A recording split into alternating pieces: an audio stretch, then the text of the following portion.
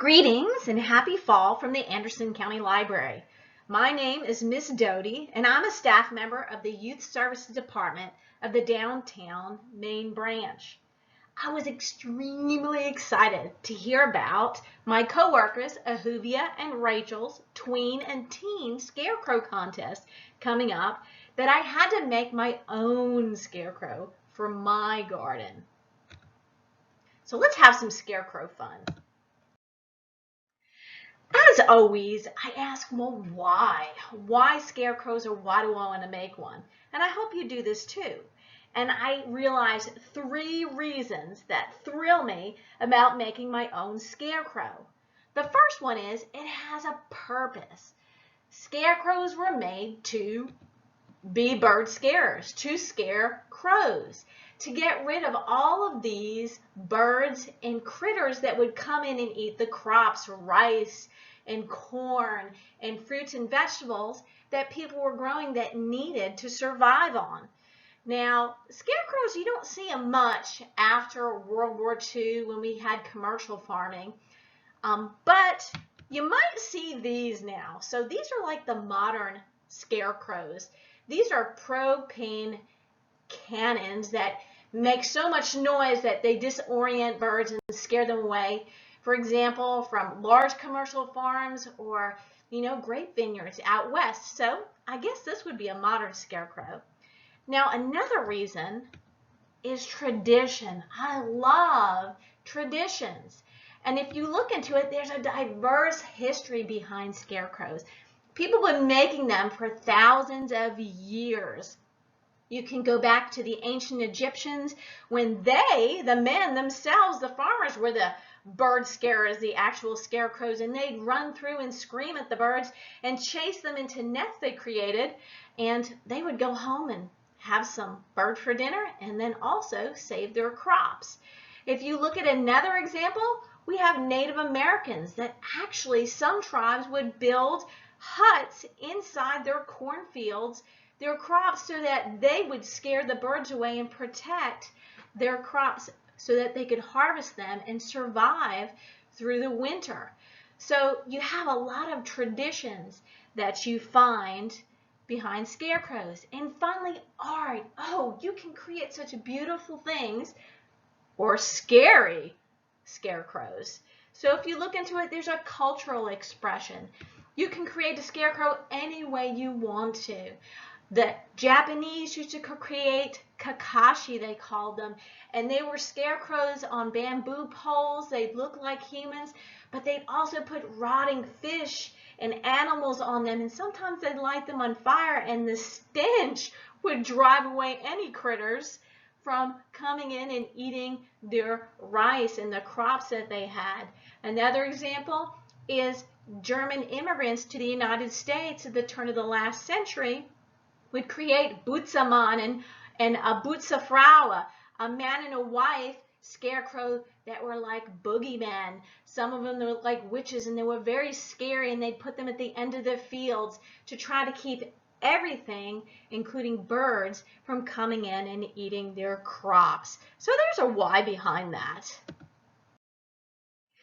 Finally, the one that I created, my scarecrow, I'm going to give you some sample supplies and some simple steps in how I did it. And remember, this is just one example. And one thing I wanted to share is use old stuff that you have. Recycle, repurpose, reuse. So I used some old stuff. A broom that was the end of its sweeping life. I had an old straw broom. I used an old straw hat that already had a hole in it. And I had an old rain poncho, so I used some old stuff.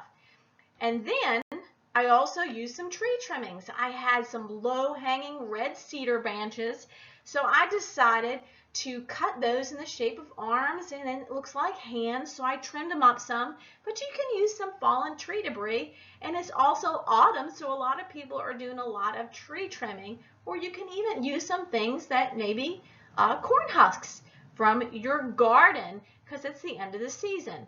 And I believe the only thing I had to buy was these cable ties or zip ties to help to put my scarecrow's body together. And I found some old string in my husband's shop, which I'll use. And see, these didn't cost me much of anything.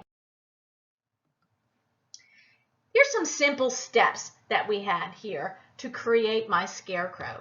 First thing, arm sizing, okay? I arranged the branches one at a time on the ground and laid the rain poncho over the top to determine the desired orientation of the hands and the length of the arms that I wanted. If necessary, you might need to trim the shoulder ends with a bow saw and or the hands with garden pruners. And this is what I did to make sure it was at the right length. Now, I also connected the arms together. I moved the rain poncho over, and in the center where the neck and the head would be, I put a zip tie, also one at the left shoulder and the right shoulder, and I took those, I loosely attached them, and then I tightened them up when I knew the branches were exactly where I needed it. Then I put the rain poncho over the arms. Now I created my body and my head. I slid the broomstick down the hood opening and placed the hood over the straw broom head.